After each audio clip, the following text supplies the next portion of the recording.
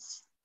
Now, for just a few housekeeping notes before we start, you are most welcome to leave your cameras on, but please keep your mics muted while the forum is ongoing. There will be a Q&A session after the talk, so please feel free to post your questions in the chat at any time. After posting your question in the chat, you may be invited to unmute yourself and read it out during the Q&A session if you are comfortable doing so. Also, this webinar will be recorded and posted online. Today, we are very honored to welcome Dr. Joanna Lay as our special guest. Dr. Lay began her professional career as a policy researcher at the University of Pennsylvania in 1984.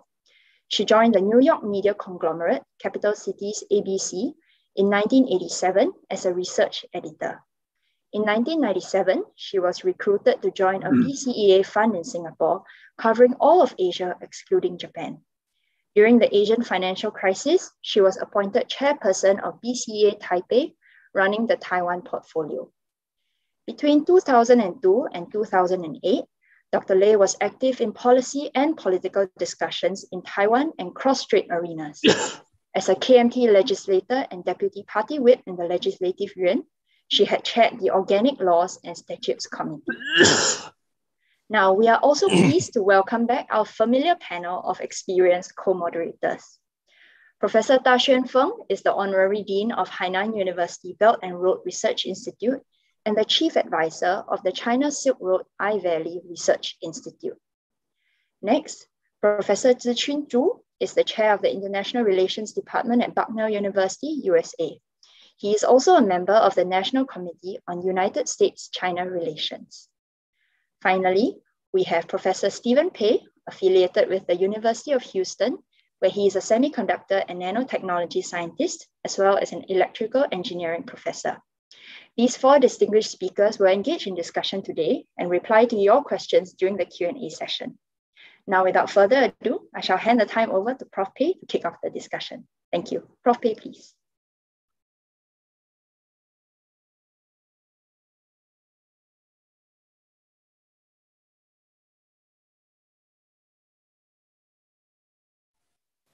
You're unmuted, Stephen. Oh, sorry. Hi, Joanne. Welcome. Nice to meet you again virtually. I think that it's very nice to have you to speak to the whole world today about the problem in the Taiwan Strait. In particular, most recently, I came across two surveys. The first survey is conducted by CSIS in the US. That's a major think tank in the US. And basically, what they have done is they interview 64 leading experts in the US, in the China study area, who are experts about People's Republic of China, Taiwan, the cross-strait situation. Half of them were former Democratic officers. The other half are former Republican officers. And the survey shows 83% of them believe that Beijing will not apply military forces to Taiwan before 2027. So that means that we are not in any immediate dangers to have any war happening in Taiwan. On the other hand, in Taiwan, the United Daily News conducted a survey recently, just less than 10 days ago, to probe the people in Taiwan, how they respond to Pelosi's, our congressional speaker's visit to Taiwan. And the 44% is against it, and only 35% support it.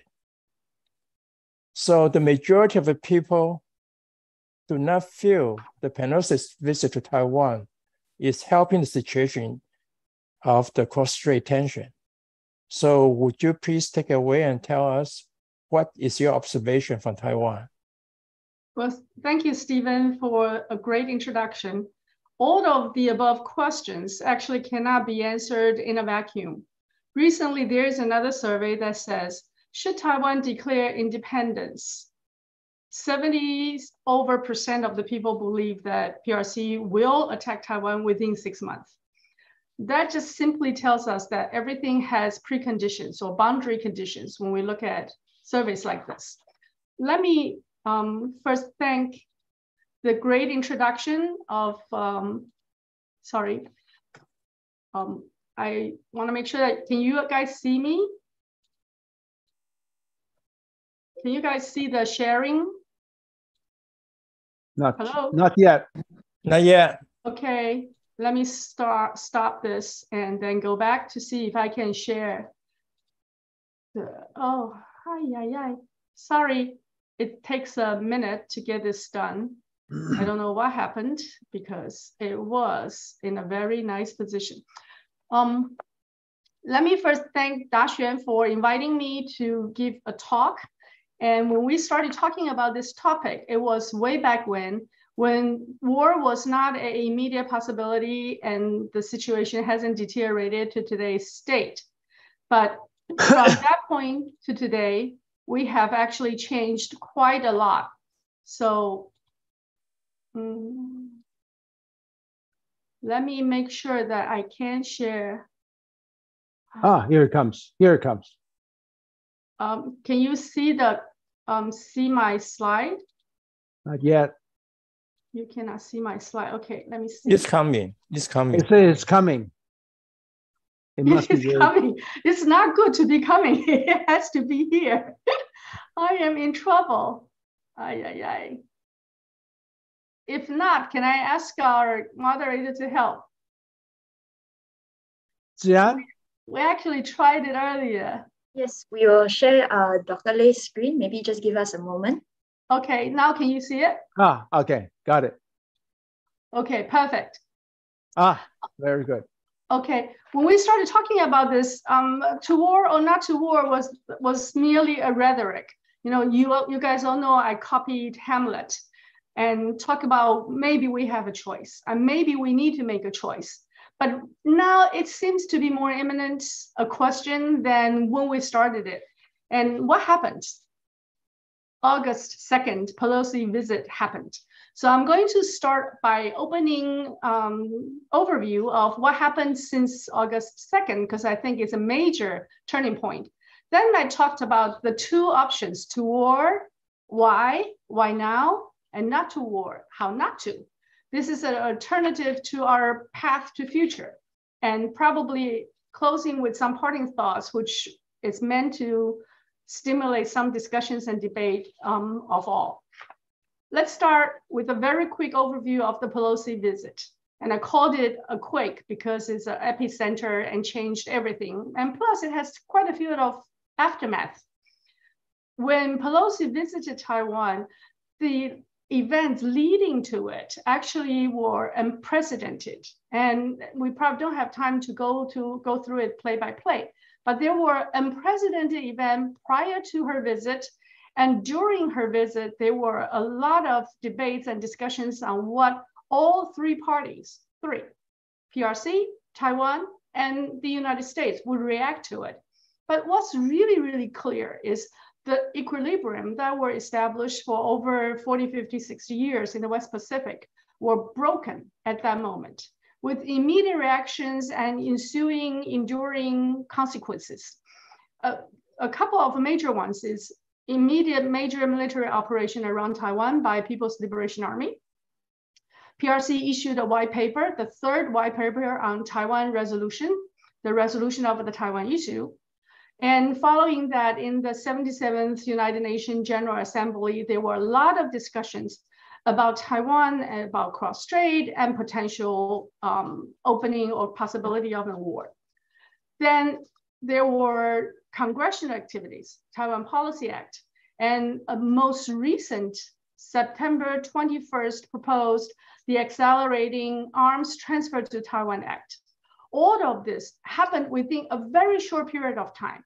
It's one aftermath after another, and the whole equilibrium, or what we usually call the status quo, were shaken.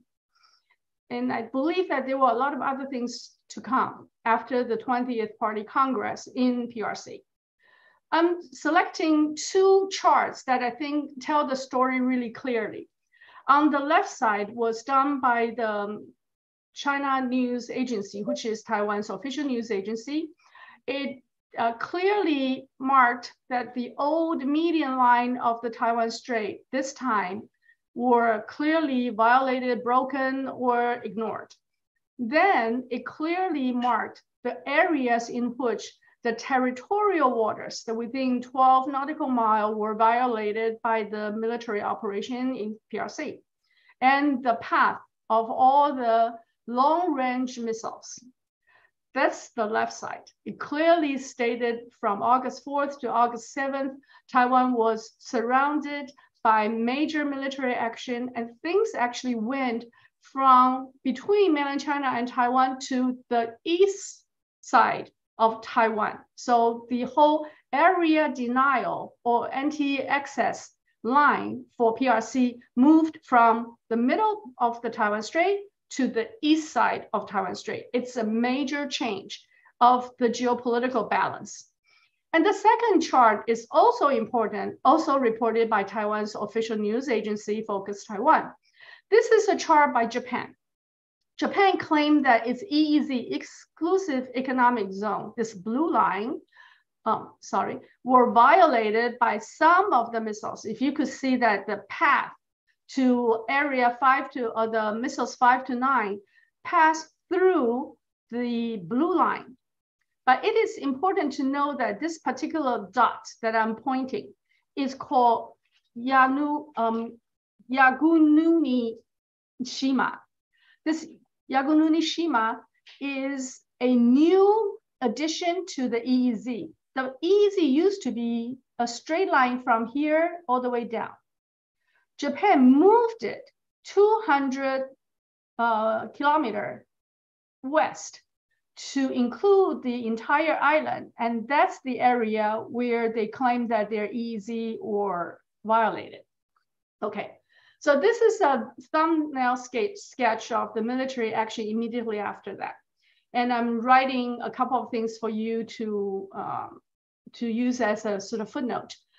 It's unprecedented in terms of proximity, weapons demonstrated, and troops mobilized.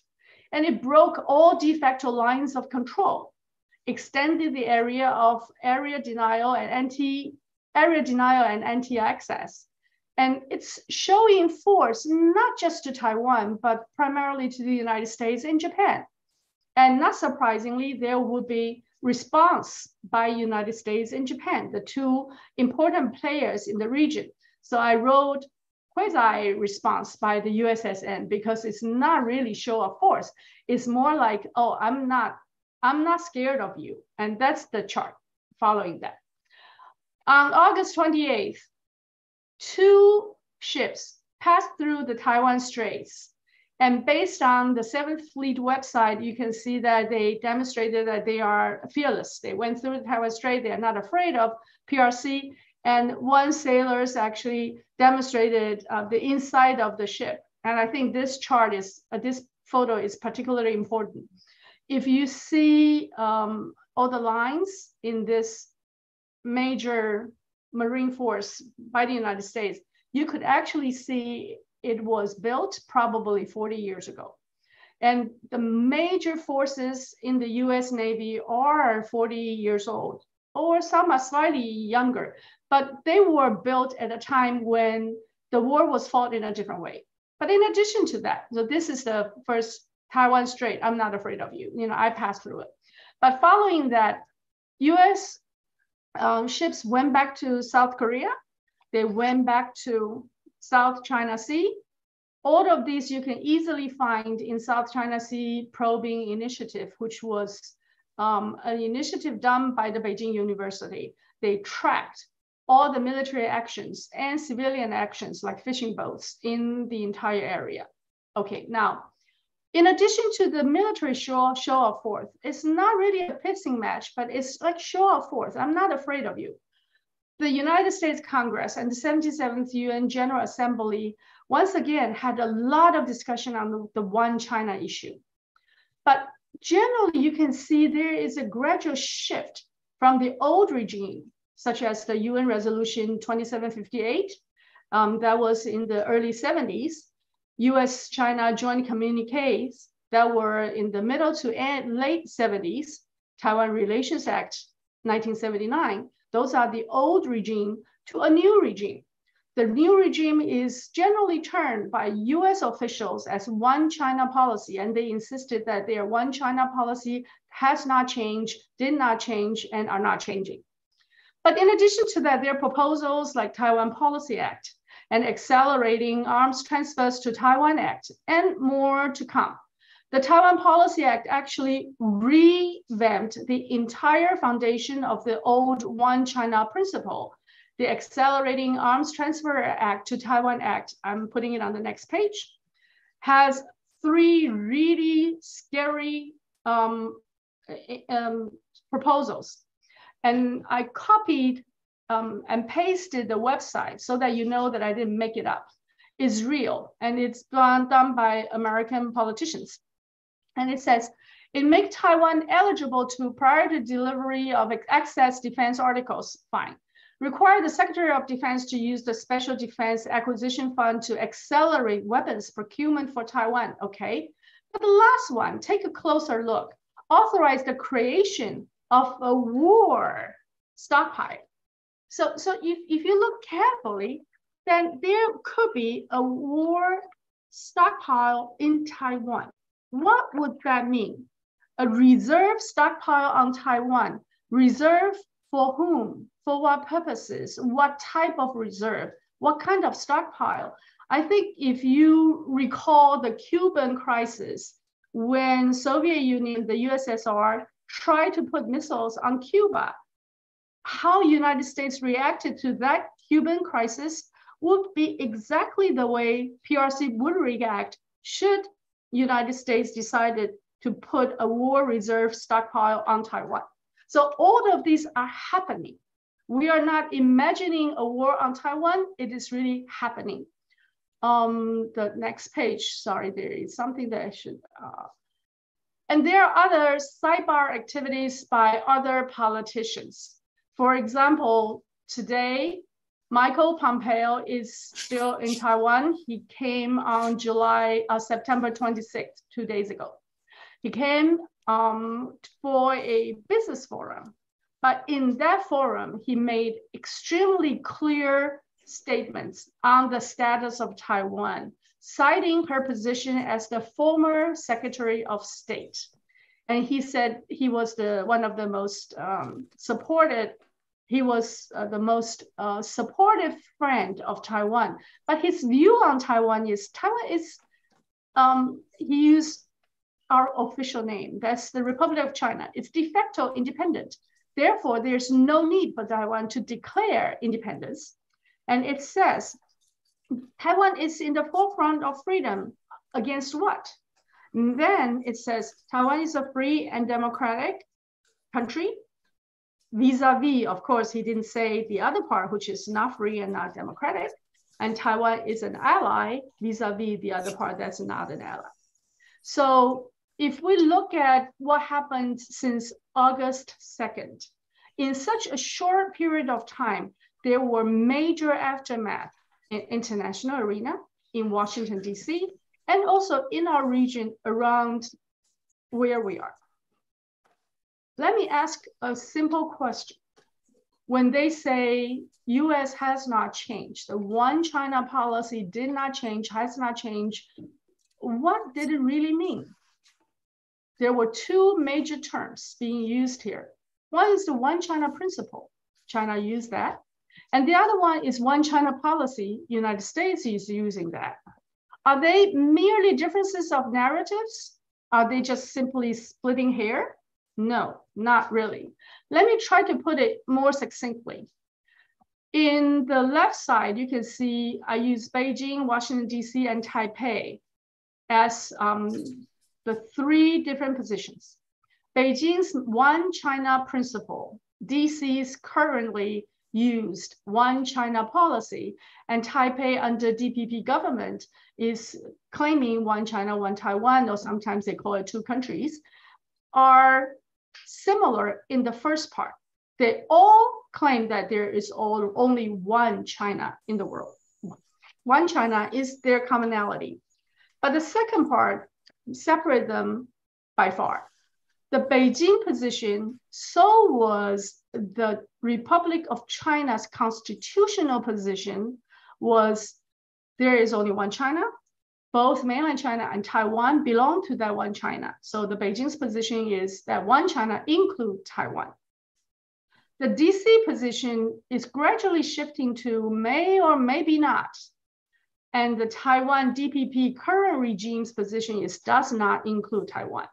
So if you take the three, if you split the three from the get-go and you push it to the end, the final solution, the resolution at the end, what happens to the end will be very, very different. They're diverging. If you believe there's only one China, then you only have a question of whether it's a peaceful or forced unification of that one China. If you believe that, oh, Taiwan may or may not belong to that China, include Taiwan, in the past, the United States took a non-interventionary position, which was expressed in the 3 communique in Taiwan Relations Act.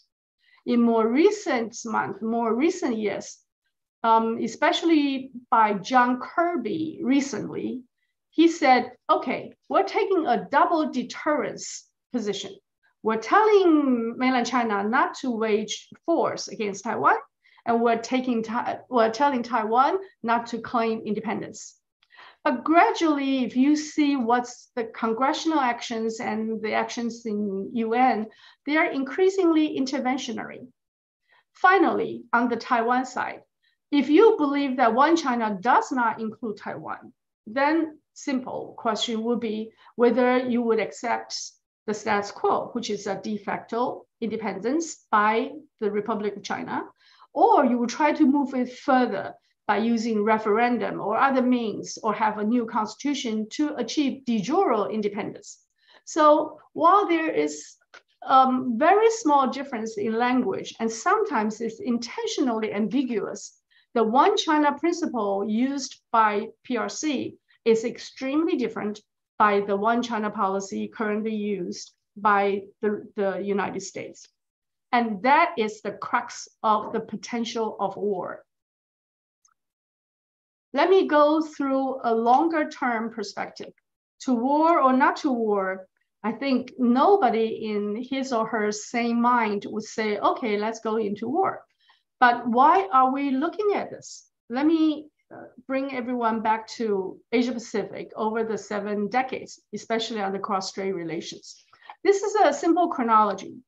In 1949, when the KMT government first came to Taiwan, fled from mainland China, defeated, to 1958, it was the time of hot war.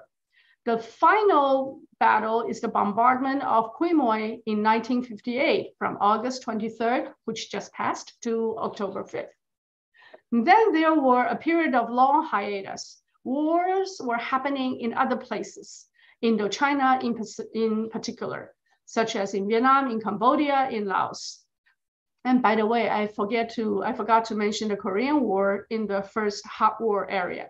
And actually, it was during the Korean War, the United States decided to accept Taiwan, the KMT government, as its ally once again. Starting from 1972 to 93, there were gradual shift of the wind. So there was switching recognition in the United Nations and changing of diplomatic ties by the United States, severing from the Republic of China, which is in Taiwan, and establishing a tie with the PRC, which is in mainland. So that was a gradual shift. The next 2 areas were the shift of Taiwan. From 1993 to 2000, Li Denghui, as the president, has gradually proposed a re-entering of the United Nations as Taiwan. And that's when PRC issued the first Taiwan white paper. In 2000, DPP defeated KMT and gained the presidency. It became the first regime. And that was the time when PRC issued the second white paper.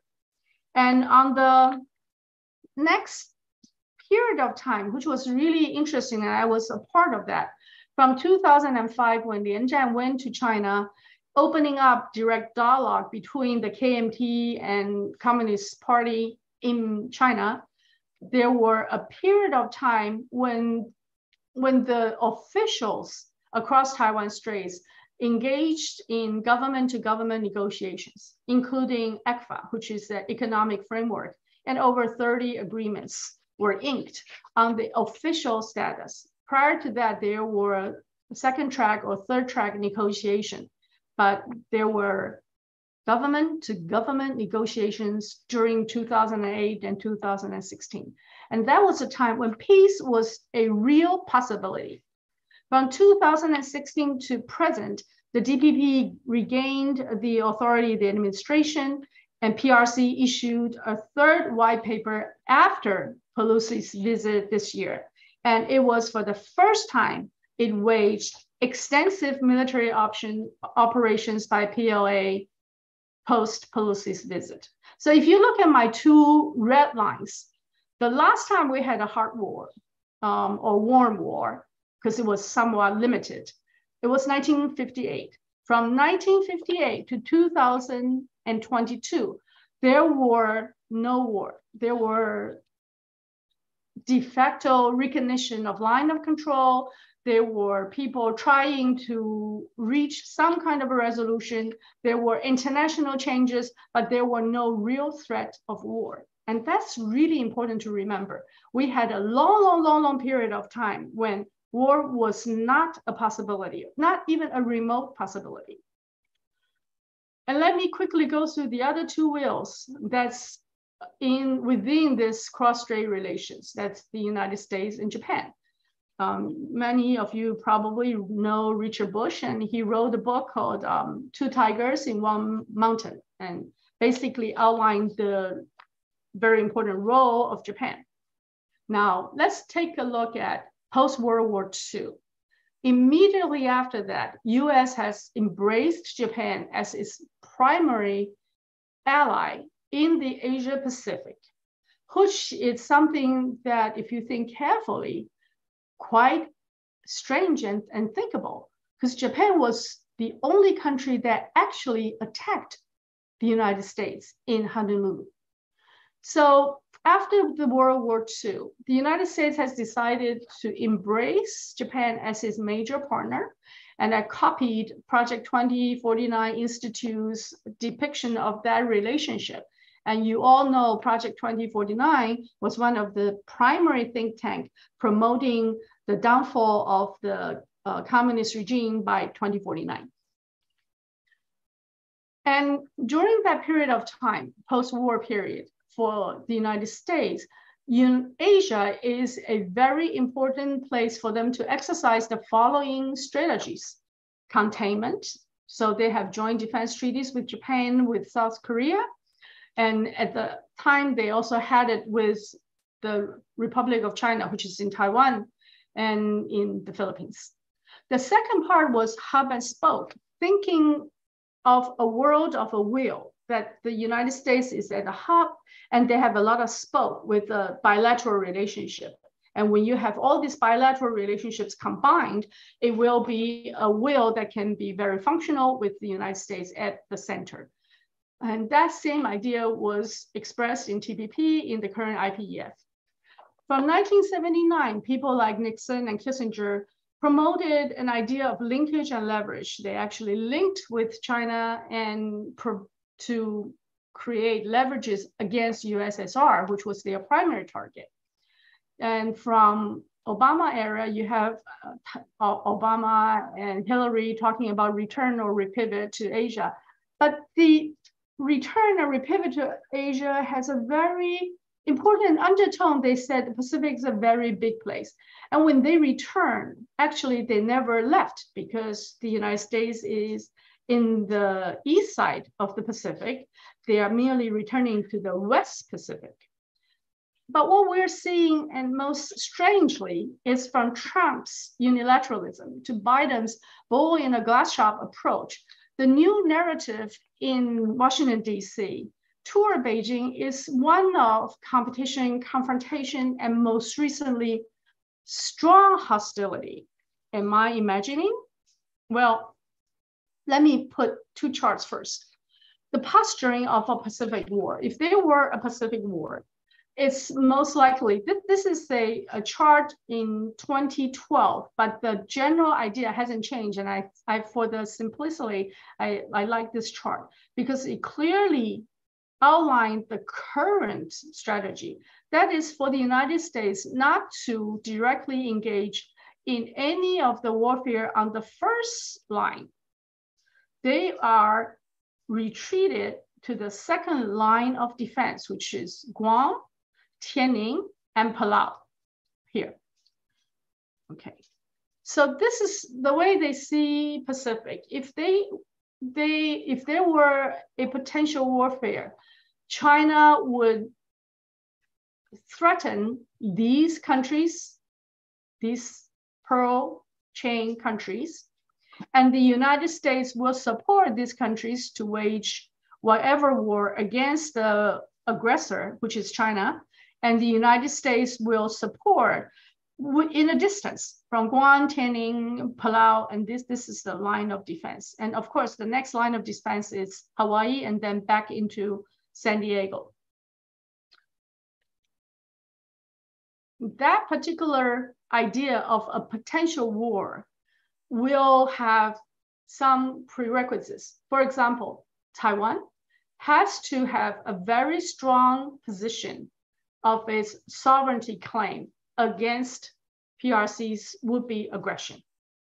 It also has a new strategy, which was proposed by the US Marine called EABO, Expeditionary Advanced Base Operation, meaning that they will put stockpiles, war stockpiles in advanced bases to support the operation. And then another more recent strategy by US Navy is called anti-insurgency. They depicted all the actions by PRC in South China Sea as insurgency, and US Navy would be the white knight waging anti-insurgency campaigns.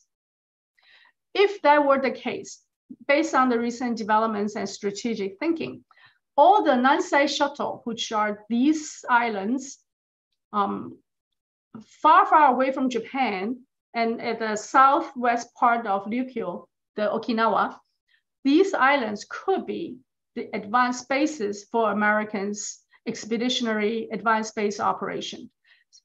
The island I told you and I outlined just now was Yonaguni-jima, which was in the last chart of the August 4th to 7th military action, where Japan claimed that its exclusive economic zone was violated. This is exactly that island. It's less than 200 kilometers from Taiwan. The other two islands are important. We saw them a lot of times. Ishigaki Island, Jima, Miyako-jima. Miyako Island has the longest airfield, which is 3,000 meters, 3 kilometers long. So this is like a sinking airline carrier, Air Force carrier. Ishigaki-jima was used to demonstrate its ability to break the US blockade. So PRC has gone through areas from here to here or from here to here. They were very careful not to go through Yonaguni, Jima, and Taiwan. They didn't pass through this. All the PRC or People's Liberation Army didn't go through this particular path. Okay. But this is what the United States was planning or preparing. What about Japan? Japan is the United States' longest, most strong ally, according to the US strategist. But Japan also has its own dream. Japan used the US-Japan alliance after the war for their own reconstruction. Then they gradually went into global engagement.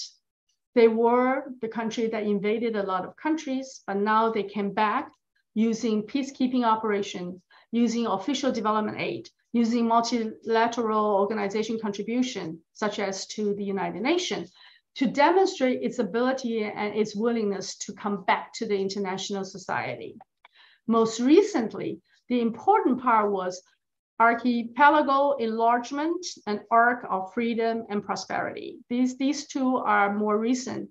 In terms of the archipelago enlargement was primarily after the 1980, after the new marine order were established. And the arc of freedom and prosperity was primarily on the 21st century.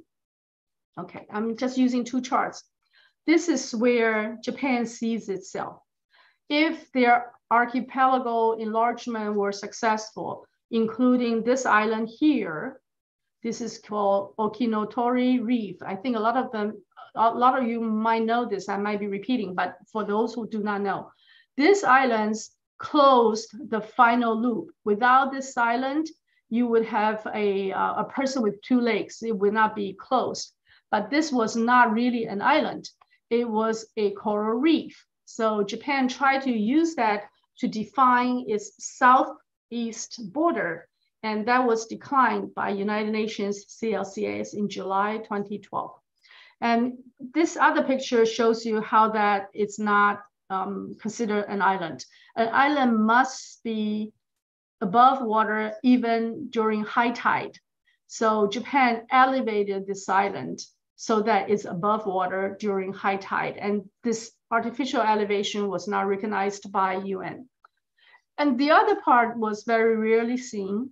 That is, when Japan wants to build an East Asia community during the war that they waged against China and all these other places in Indochina, in Malaysia, in Indonesia, they claim that they'll build a community that will be prosperous for all and by all. And that idea is still carried to today. This is by Asahi Weekly in about 10 years ago. And I like it for its simplicity as well. So if you look at it from the Japan's perspective, you would have a relationship with India, with the Indochina Peninsula, with Indonesia, with Malaysia, and all these other islands, and then coming back to Philippines, Taiwan, and so on and so forth. So this is how the United States and China sees themselves as the primary force in Asia. Then why are we talking about upcoming war in Asia? Why now? Well, I think the most important reason is that China is now seen, especially by the United States, as a threat. And that language has been used by a lot of people in different places. China becomes a perceived threat due mainly to three factors. Of course, there are others, but I think the three are the most primary. One is the speed to which it grew. The rapid growth in GDP and trade relations make it seem to be an unthinkable engine. Now, China's GDP is over 75%, close to 80% of the US GDP. The United States has not faced a potential competitor this large. USSR was never this large, was about 77% of US GDP. But not only in its strength in the number, in the size of GDP and trade relations, but in the areas in which China is gaining leadership, such as in digital economy, in new energy solutions, and Industrial Revolution 4.0, which is a 5G and IoA connected using international artificial intelligence connected manufacturing proposals. So all of these future arenas, China is gradually taking decisive leadership. The second part is China seems to be having increasing and enlarging circles of friends. If you look at G7 and the United States and probably the old EU, you won't see this. But if you count all the resolutions or the decisions made in UN, in WHO, in the One Belt, One Road initiatives, recently in RCEP, in Shanghai Cooperation Organization, in BRICS, you can see that there were more and more people who were at least willing to go into a bipolar world in which one was dominated by the United States and its order, and the other has a more egalitarian or equitable relationships among all. And this was not seen in the Western media because in the Western media, China is the big bad wolf. It's leading all the partners into potential debt trap. But if you look closer inside, you could see that in all of these arenas, they seem to be following a different principles, the alternative global view challenging US-dominated rule-based order and purported universal values, because the United States continues to use democracy, freedom or liberty or human rights as the universal value and challenging PRC. Okay, well, China is growing and it's very big, but it's not a threat. Why is it a threat? I'm using a very old book, which is 2013, but the author didn't update his book, so I thought I still respect his authorship. Daniel Alport pointed out something really important. We entered into a world of oversupply after the dissolution of USSR. All the countries, the resource countries, ex-USSR countries, were not important at the time of 1995. They were very small. This line, this brown color line, means its contribution to the global macroeconomic intersection. Okay, so they were very small. They are not that important. United States, Canada, and EU are very important. They are very big, and they experienced a very small deficit. So, they are the primary force of the global economy. Japan is a major player. Its current account has a small surplus, so it's making money from the world and also selling goods to the world.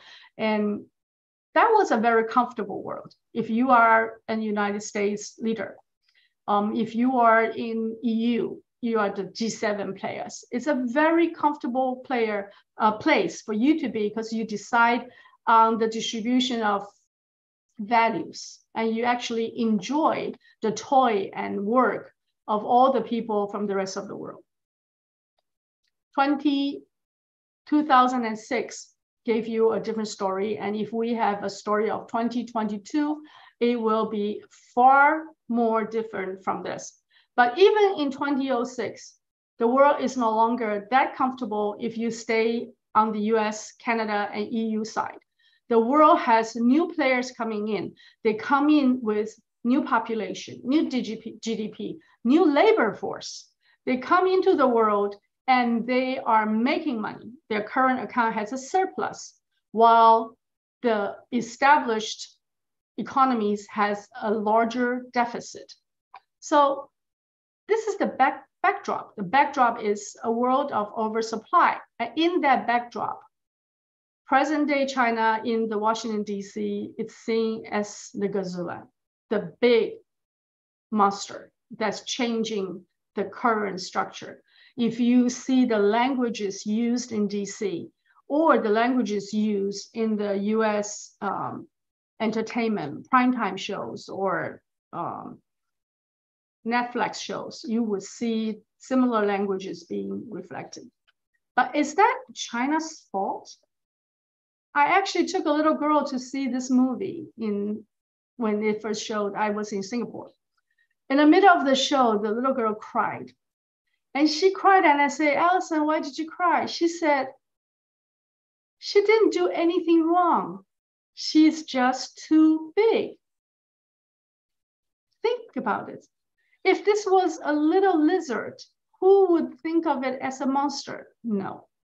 She was just too big. She was trying to eat enough food so that she can go to a safe place to lay her eggs so that her offsprings can be hatched. And Allison said her only crime was she was too big. Doesn't that sound very familiar? Isn't China simply too big right now?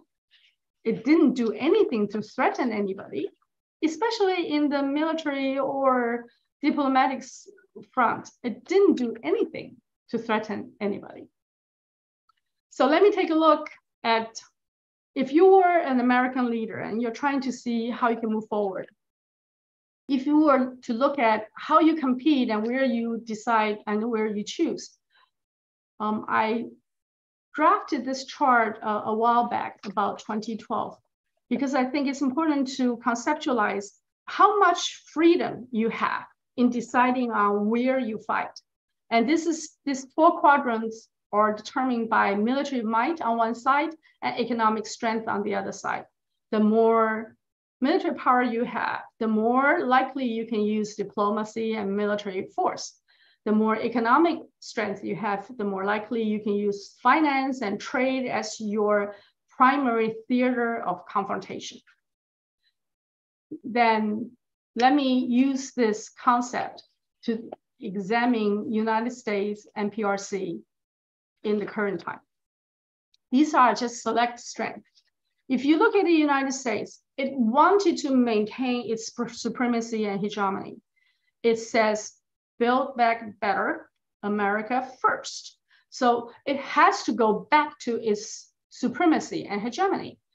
And what it has in his hand would be strong control over the worldwide financial systems. IMF, World Bank were the old Bretton Woods system, we all understand. But also we now gradually see the power of FedWire, which is between Fed Reserve and other central banks, CHIPS, which is the clearinghouse in the commercial sense between commercial banks, and SWIFT, which is used by Biden to the Russia situation, and everybody now understand what SWIFT is about. It also still has a great dominance in worldwide capital markets, not just the United States, but worldwide capital markets moved along with the US capital markets. It dominates global military arena. It's a dominant global military power. Its military budget is the sum of the next 10 countries combined. And it's the leadership in science and technology. Many of our listeners on the screen or currently joining us are the leaders in science and technological research. Looking at PRC, which is seen as a threat to the United States. It's strong, it has a strength in manufacturing. It's critical in global supply chain, it's dominant in new infrastructure. So all 3 make it a formidable, big competitor. Its strength in trade and trade relations are increasing by the moment. It accelerated its military build-out in recent years, and it accelerated its development in science and technology, not only in advanced technologies, but in new frontiers and in basic research. All of these make it an increasingly formidable enemy or competitor. So if you were the United States, why now? It's a simple question, and it has a very simple answer, because your competitor will get bigger and bigger and stronger. So when war, however limited, is seen as an optimal solution, then the question becomes when and where, based on the strategic and military posturing of the entire area. I listed a lot of countries here, and I think you can all see that they all play different roles if you are from Washington, D.C., looking at a map in Asia Pacific. But the most important part will be Taiwan, which is the political confrontation and asymmetrical warfare center, the nucleus of nucleus. It is the nucleus because it is the most important critical interest.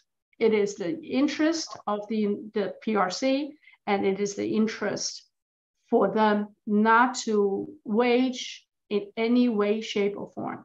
It's the critical interest. So if you were to start a war, if you move India, you move Singapore, China may or may not react to you, but if you move Taiwan, China will react. And that is as simple, as plain as we are seeing in the last 2 months. Okay, quickly, do we have an alternative path to future which is not to war? Because there seems to be an increasing pressure pushing us to war. Actually, China has proposed it. It can be a dawning era for all developed, developing, and underdeveloped economies because there is a new growth proposal. This growth proposal will resolve the problem of the oversupply, which I outlined earlier, by building up those new economies and opening up different markets so you have an enlarged pie. It will also resolve global challenges such as climate change, pandemic, natural disasters, by developing new technologies and implementing new solutions together. And it promotes equality in a new rule-based order. Rule-based order is used by the United States all the time, but this new rule-based order is equal. Equality is a principle with a fair and equitable pricing and value distribution system. The old value and pricing system was that the top value-added players, which is primarily US and G7 and EU, they will have the lion's share of the value. The manufacturers and the resource providers have the small, little, meager share of the value.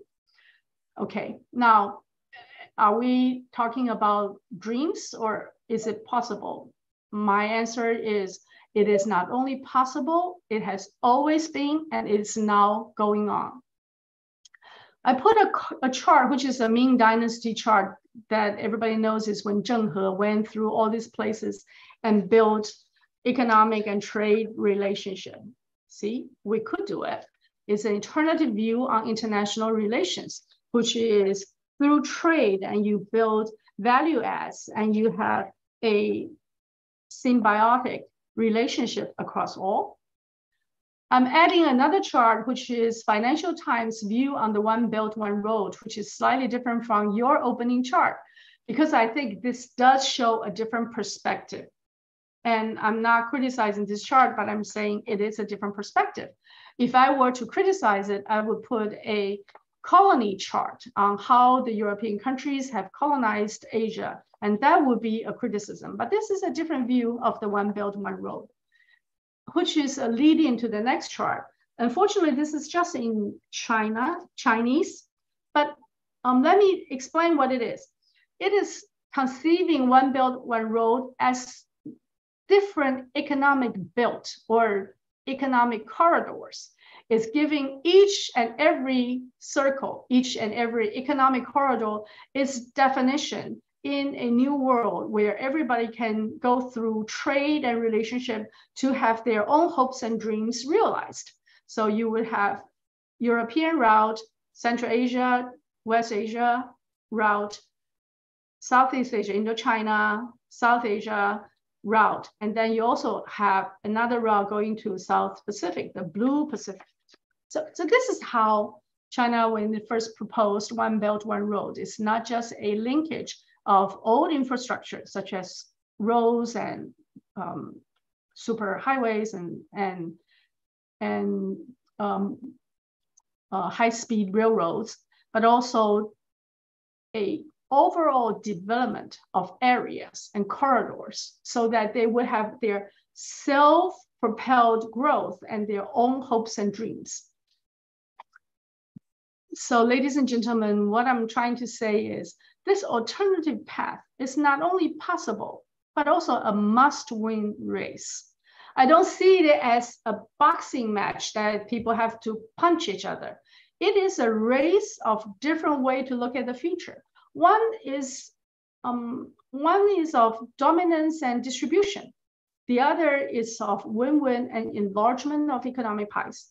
When people choose to cooperate and when they resist the undue foreign intervention pushing them into confrontation, when they resolve their differences with bilateral and multilateral engagements, all of the above can be achieved and the race will be won. Okay, are we doing it? Yes, indeed. I'm going to go through a couple of charts to let you know that what we're doing.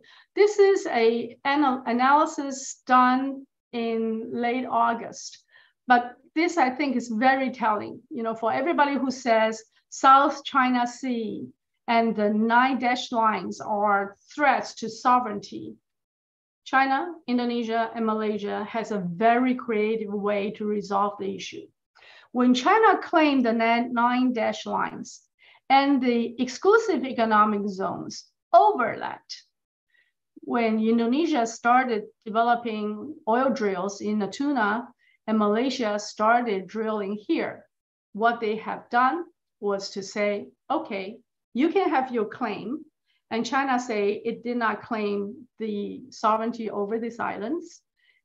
And they all decided that they will go through. Oil drill as usual. Kasawati gas continued to develop. The Indonesians said, and I learned this word, they have a strategy called Jaga Bikang Gadu, meaning that they will just put things as is. If your ship will come, fine, let it come. But we will continue to drill. And this is a beautiful dance of walls from Asians' mentality and our own ability to resolve the issue. And then we are also doing massive trades among ourselves. RCEP is already the largest trading bloc. BRICS is now enlarging with increasing importance. They're trying to resolve major issues going forward. And Shanghai Cooperation Organization adding an economic dimension this year. So you can see all these are trying to move in a different way, a different future from a determined war, which would destroy everything. So let me end with a couple of charts for you. We all know Thucydides' trap, but I think it's just a warning, not a self-fulfilling prophecy, unless we forced it. Is China too big? It depends, because United States was the biggest country in the world in the past. Was it seen as the Godzilla? By some country maybe, but generally not. It was seen as where dreams can come true and lots of people have their dreams realized. So it is fear, not size, that decides on the future, on how each other are treated. If you are driven by fear, then you could go into wrong judgment, wrong preemptive strike, and then in turn, which may lead to catastrophe. So I put the Statue of Liberty here. I lived in New York for 10 years. If this was the American past, and it called a lot of people to the United States to realize their American dreams, what will and should define the China yet to come? There are a lot of things we can work together. The most important part is to prevent us from going into the destruction of war. I think 2022 is really a year of humanity at a crossroad. At the beginning of the year, I wouldn't say so, but now we already have the Ukrainian war, and we have a lot of discussions of a potential Taiwan war. We, the stakeholders, must find the wisdom and our courage to respond to a call which does not bring all of us into a potential disaster, a catastrophe, which can even be a nuclear destruction. And that call is ours to respond. 7 decades after World War II, I went to Bandung in Indonesia, looking at its original idea of how a world can be developed. At that time, there was no strong economic power for the Asian and African non-affiliated countries. In 2009, the United States asked the other countries to help, bringing in a new beginning. 2013, China proposed a new global view, one belt, one road. And 2022 is like a whiplash. We went back to a discussion of to war or not to war. The choice is ours, and the time to act is now. Ladies and gentlemen, I opened by a soliloquy of to war or not to war by Hamlet. I thought I would end with another soliloquy by Tennyson, Ulysses. It says, "For my purpose holds to sail beyond the sunset and the box of all the western stars until I die. We should all to strike, to seek, to find, and not to yield. No matter how difficult the situation might be, peacemakers together, we should strive, seek, find, and never to yield." Thank you, and give the time back to Daxuan. Thank you very much for this breathtaking discussion of an issue that is so deeply worrying for everyone. Again, I want to thank you for giving us the opportunity to glimpse into a perspective that one does not hear easily. I would like to first ask my good friend Zhu Ziqun to make some comments. Zhu, go ahead. Thank you, Dr. Thank you so much, Dr. Lay. This is a wonderful presentation. I really learned a lot. It's such a comprehensive and insightful analysis of these difficult issues surrounding Taiwan's security and Taiwan's future. And I share your conclusion that we should pursue an alternative path of no war, and I really admire your, application of these poems into these difficult geopolitical issues. However, I'm not that optimistic, actually. So I know a lot of people here may have questions to raise. So I will be very brief, and I will just throw out some questions for you, Dr. Lay, and maybe for everybody else also to consider. Maybe 3 or 4 questions or points. Number one, you said, the 3 parties totally disagree, with each other on the definition of one China. I mean, we understand, one China is at the core, at the center of the dispute, really, across the strait and between China and the United States. So if all 3 parties have such a contrasting definition of one China, it seems to me the conflict is irreconcilable, which means the confrontation or even war will be inevitable, right? So that's my first comment or / question for you. How do we reconcile this contrasting definition of one China, which is really the root cause of all the problems we have now, right? Second question is, I think we all remember this Economist cover page, which says Taiwan is the most dangerous place on earth, right?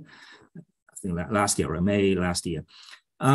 So what is interesting, or what puzzles me is that, the situation in Taiwan or in the Taiwan Strait is very serious, viewed from outside, right? People outside Taiwan are really concerned about the security, future of democracy in Taiwan. But it seems to me that people inside Taiwan do not feel that way. I mean, even with the PRC, military exercise going on around Taiwan, well, life is as usual in Taiwan, So I want to know what explains this puzzling discrepancy, On one hand, outside Taiwan, people are so concerned, but inside Taiwan, life as usual, right? My third point or question is, I think Steve Pei, Professor Pei also mentioned this at the beginning, those new surveys showing that increasingly people in Taiwan view foreign intervention and visits by foreign officials and members of foreign legislation to Taiwan as some of the top reasons why people in Taiwan are concerned about conflict, right? So if that's the case, then I would assume that some people or some political parties, especially political parties in opposition, should work against this idea of inviting foreigners, especially the United States, right, to try to help or defend Taiwan. I mean, you have this Pelosi visit, but of course, Taiwan Policy Act is the most provocative so far. Well, it has not passed yet, but potentially it's going to be very damaging to the relationship. So my puzzle again is, given the situation, why there has not been enough pushback inside Taiwan? If such things are dangerous for people in Taiwan, why the DPP, of course, will work with the United States, whatever, right? But I wonder why opposition parties, especially KMT and Ko-Wen-je's TPP, and why they have not used these so-called checks and balances to try to introduce some moderation or to try to help mitigate the tensions So that's another puzzle for me, right? Yeah. I know time is limited, right? One more question, maybe. Okay, so you mentioned the United Nations. You mentioned the Resolution 2758. And of course, the PRC's understanding is that, yes, 1971, so this whole issue of Taiwan has been resolved, right? The PRC replaced the ROC as the sole representative of China, and Taiwan is part of China, right? That's position of PRC. But increasingly, I think, in Taiwan and also in the United States nowadays, increasingly some people are arguing that, look, Resolution 2758 only talked about the representation of China, which is represented by the PRC now, but it does not clearly, directly talk about representation of Taiwan. Well, that's a growing debate, I think, now in Taiwan and in the United States. So I wonder, Dr. Lay, what is your take on this? Do you think the Taiwan's, future of Taiwan or Taiwan's representation has been resolved by this resolution, or this is an open issue and Taiwan can make a strong case to join the United Nations? I know there are a lot, but I have a lot more, but I have to stop here. I give time for others to ask. Thank you so much, Dr. Lay. Okay. Wonderful presentation. Thank you. Well, let me try to go back from your last question. Resolution 2758, we all understand that it was a very determining resolution that changed the full representation of China from Taiwan, the Republic of China, to PRC, for those who did not know. So what the Taiwan independence movement has always claimed that it does not apply to Taiwan. So if we were to have a referendum, have new constitution, then we can self-determine and then rejoin the United Nations. So that was the overall threat of the Taiwan independence proposal. Right now, the United States is echoing this proposal in a very close fashion. That will definitely be viewed by PRC as a support of Taiwan independence. When I gave you the 3 different proposals in terms of PRC's view on Taiwan-China policy and a principle, and United States One China policy and Taiwan's One China, One Taiwan, for those who did not know the history, that the Taiwan perspective was not always that. Taiwan was under the KMT government, was for a long time claimed it was the legal and lawful representation of that one China. So under the KMT previous regime, it was claimed that Taiwan was part of that one China and did not have the current position supported by the United States, proclaimed by the DPP government. So there are changes within Taiwan's political arena, and that probably will give you some of the sense on why the discussions and the languages, even though it's the same language, but it changed its meaning, the semantic understanding changed over time. So now, the most important question that I get asked all the time is, okay, you talk about the military operation, unprecedented in 60 years. All of a sudden around Taiwan, isn't Taiwan really dangerous? People were asking, why don't you leave Taiwan? All my friends were offered flight tickets to the United States or to Australia, to other places. But in Taiwan, if you go to the streets, people eat, drink, marry, do the same thing as ever. And from anecdotal interviews, you can see 3 different types of reactions. The first type, or probably the largest, is those who are against the current DPP government, which has a forefront of democratic and free.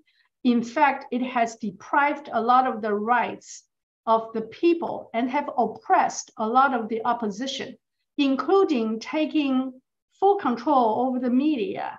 Those are the things that the United States ignored. It turned a blind eye to when it touted Tsai Ing-wen as the important ally of our American value in democracy and freedom.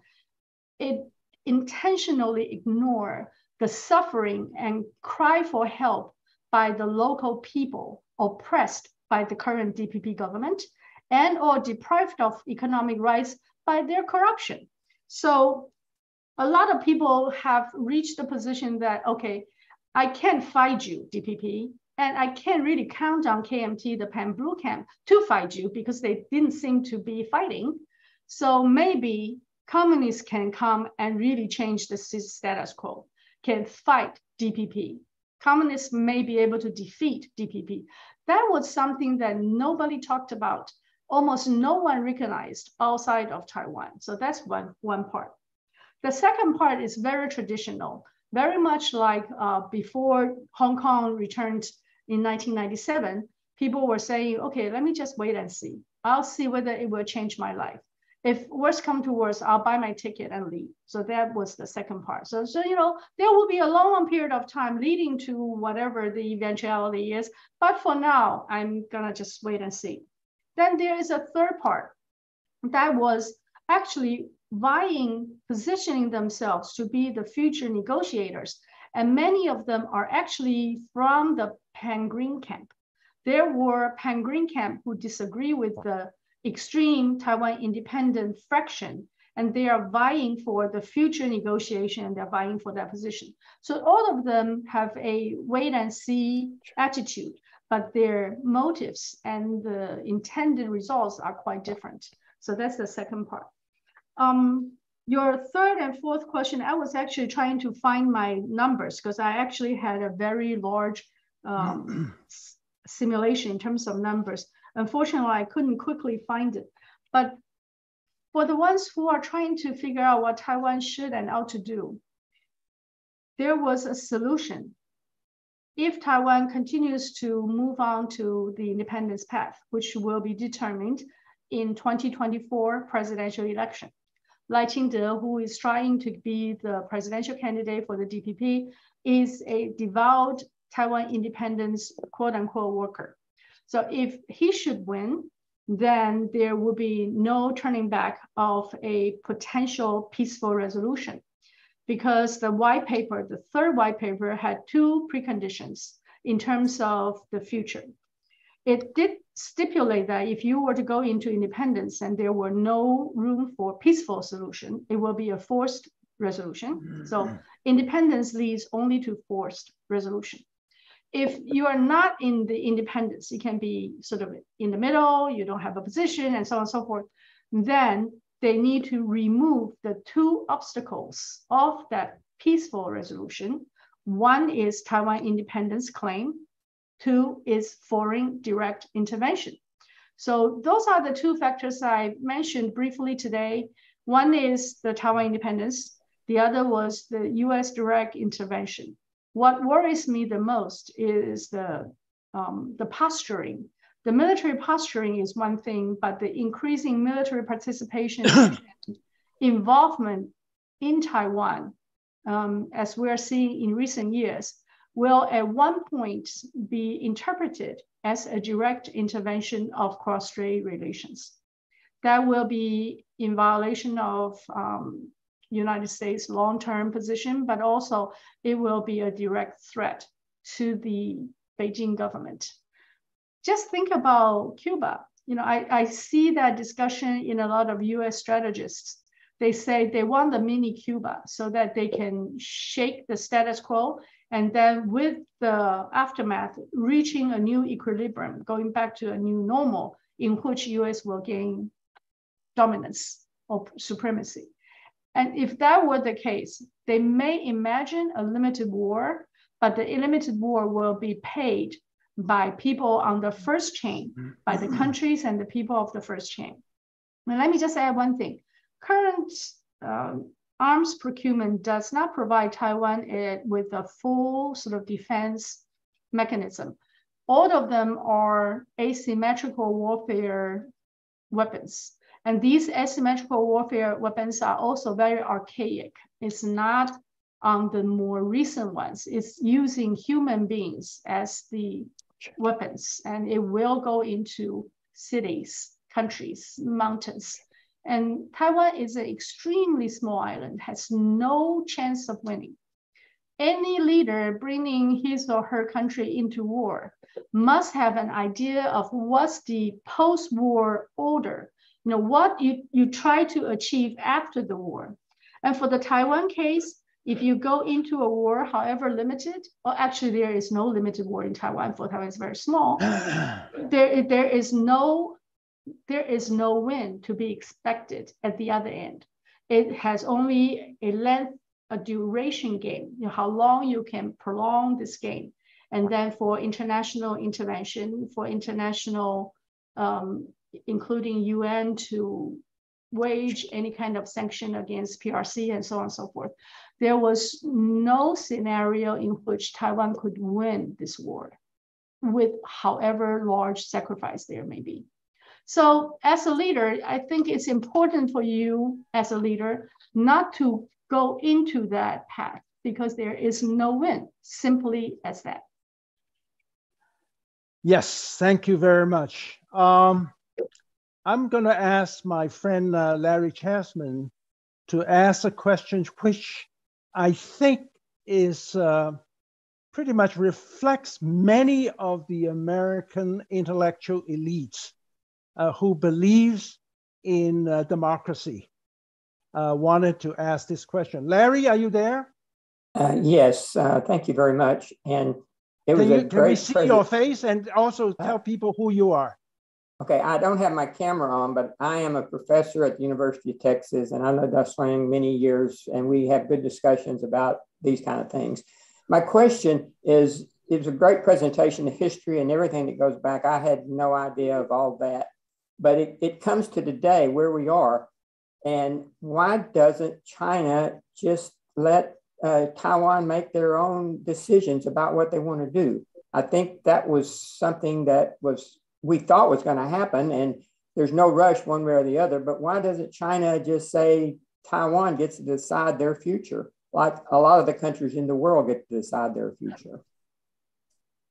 I tried to address that a little earlier, that in the past, when the government in Taiwan, which was the Republic of China, also claimed to be a part, to have the one China constitution, that one China, the government in Taiwan, Republic of China, was founded in 1911 in China.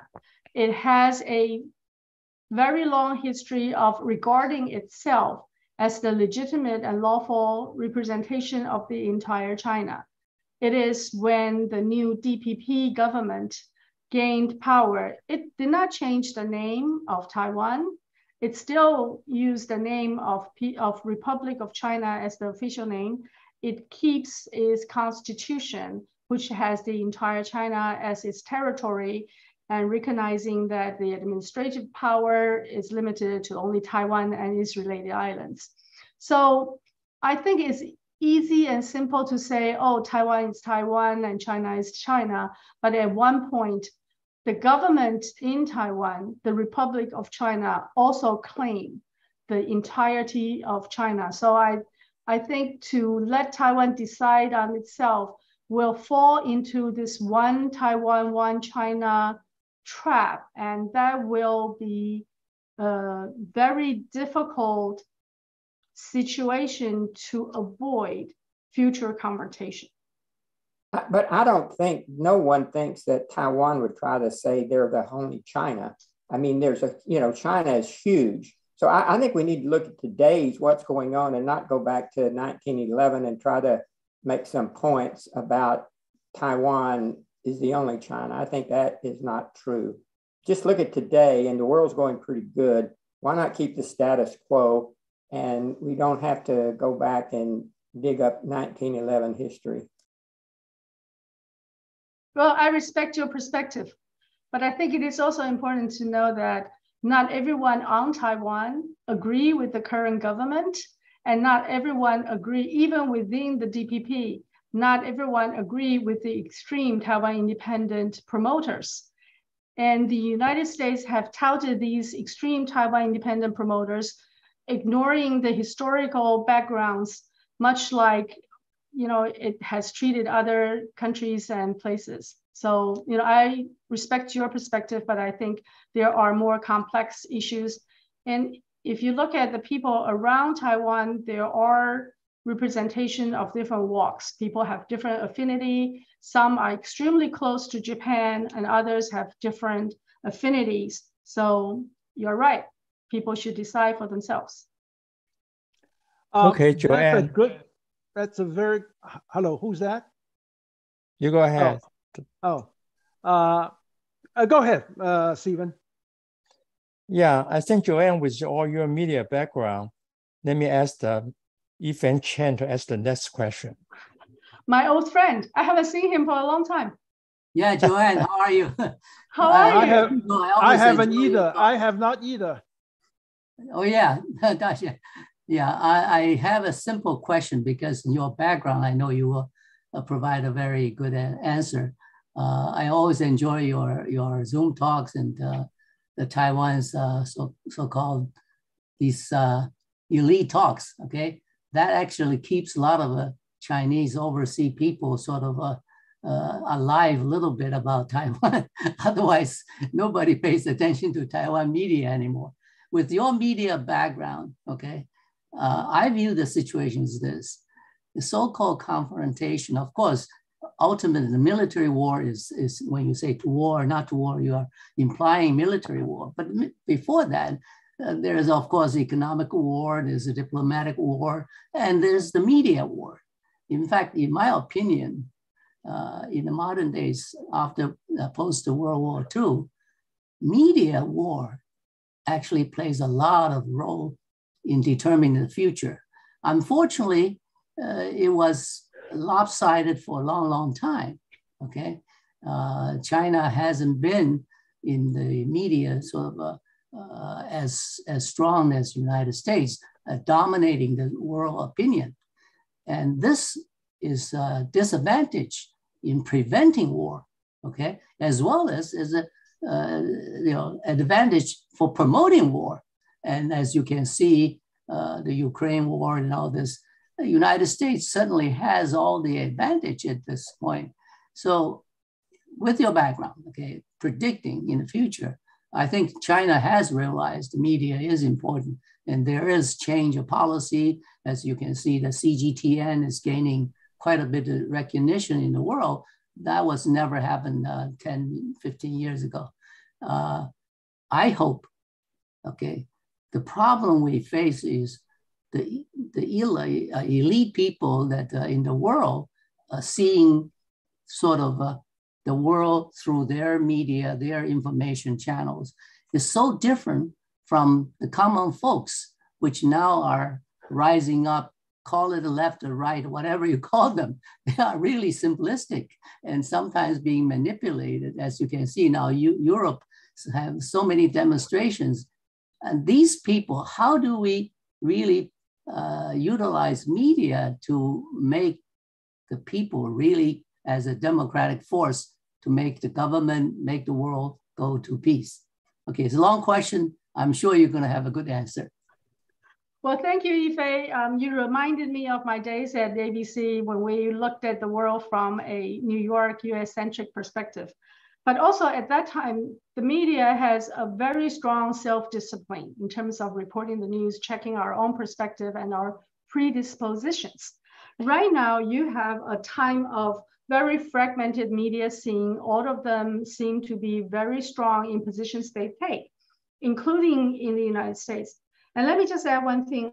I think the war on China is ongoing and has already started. It, just like you said, it has different perspectives. I have not seen a US media, especially in entertainment, be so hostile toward any country, even to Japan or Germany. It was not to the extent, perhaps only to the Nazi German, because you have a very strong sort of Holocaust cost background. You need to have alternatives. The problem is the alternative only goes to self-selected audience. So our world doesn't have a shared zeitgeist. People don't have a shared mindset and shared knowledge of realities to engage in real discussions. We are all self-selecting on things we see, things we remember, and things we discuss about. So that world is a very dangerous world. We saw the beginning of that in 1992 in my first thesis written for ABC, because we're seeing the breaking down of commonality, of zeitgeist, of understanding in a shared view. For instance, if you're in the United States, you remember when Kennedy was shot, and you remember the Cuban crisis, and that became a framework of joint discussions. But now you don't have events that's reaching all the millions of people all at once and building the same understanding and ideology, understanding at the same time. So we are in an impasse. For example, the Shanghai Cooperation Organization meeting, the summit I alluded to earlier. If you watch carefully, you will see all these Central Asia countries' economies thriving and going back to their long and extremely strong history with pride. And China is leaders going there, giving them a voice because they brought 500 international media to that location and give them a voice that they didn't have before. So it is important for the strong and the center to share its ability and its network to the weak and the peripheral. We are not seeing that from my old history you mentioned. When I was in New York, 1987 to 96, I was really, really proud of the things we do and the attempt we try to bring equality and fair play to the world and even social justice. But I can't say the same thing about US media anymore, let alone other media. So you brought up another important point, that is China seems to be learning from its past mistake. CGTN with its many languages, it has Indian, it has other languages, is trying to be the gateway for the people who have no voice, for the places that were not in the center previously. And hopefully this alternative network will gradually bring in a new zeitgeist, new understanding, new general commonality for us human beings to move forward. I know people perhaps challenging me for being too optimistic. I'm not optimistic, I'm really pessimistic. I think we have huge troubles in the world. And we can't even resolve these problems if we work together, let alone if we don't work together and start killing each other. So my proposal and my strong proposition for peace is based on a fear that we are in a really, really big turning point. The world is destroying itself and we must work together. Thanks, Yifei. Good to see you. All right, yes. Coming to close to the end, and as someone who has spent the last 3 years, actually last 5 years, working on the Belt and Road Initiative, I think there's an interesting question here from a gentleman called Gary Guan. I'll just read what he said. I see Belt and Road Initiative is one of the biggest strategic failure of the CCP, Chinese Communist Party, particularly Xi. It created its own competitors for China now, when all the supply chain reshuffling in the current situation compounded by COVID-19 and the recent China policies. So your optimistic suggestion at the end that the Belt and Road Initiative, what you call OBOR, One Belt, One Road, is a solution to the current situation. Could you comment on that? Well, if we see the world as a static pole, the pole as a static pole, then the stronger your competitors are, the weaker you will be, which was the zero-sum era. But through internet, we understand that we have the ability to expand the pole. It is possible to increase and enlarge the economic pie. Think about the Belt and Road Initiative. Once it connected all these inland, hinterland communities, Kazakhstan, and so on and so forth, and allow them to build economies for themselves, and then linking them back to a very large market, which is China, then it not only will have the ability to supply goods for its own people, but also have the ability to trade with Europe and China on both ends. So if you look at Adam Smith, he truly believed that once we started trading, we can add values with the trade. In your idea or in your example of supply chain, you know, the ones who are making, I don't know, a garment, when it trades, it helps the cotton makers, the cotton growers, the manufacturers, and then it goes into the department stores, it goes into the shipping companies. It has a lot of chain effects that will build economic activities for the communities along the way. So I use that one particular chart to demonstrate that it's not just linking together, but building local, regional, and larger global economic relationship. And that to me is a great proposal. Even if it doesn't achieve its goal 100%, it has already changed the old power relations. Remember what the old power relationship was when I was growing up as a sociology student and political science students. It is about the North and the South. The South is being deprived of its due value, and the North is the industrial nations that enjoy all the benefits of the toil and labor of the South. So once you change that, you linked people and build networks and webs, just like when we go into internet. Internet commonized and also equalized information. Information used to be where you can make money, and the ones who can dominate information will have dominant power and welfare and wealth. Now, once you can commonize linkage, connection, infrastructure, when we go into the new world, you need new electric cars. Those hinterland countries don't need all diesel engine cars. They can go directly into electric cars. They have an ability to go directly into the new world, which is not only good for themselves, but also good for the world. We just need to open up our imagination and think about how that sharing and the development of technology and implementation of new solutions can bring to well-being and welfare of people of all, and not just people of few. That was my 2 cents. Thank you. Well, it's more than 2 cents there. Thank you very much. I think that we have, unfortunately, our time is up. There are so many questions that people have asked. Your talks clearly have stimulated people asking questions that they may not have thought of before, which is probably the reason why we have such talks. It's just to open up new dimensions of thinking. Thank you very much, my friend Joanne. I want to also thank Stephen and also Professor Zhu for your active and in-depth participation today.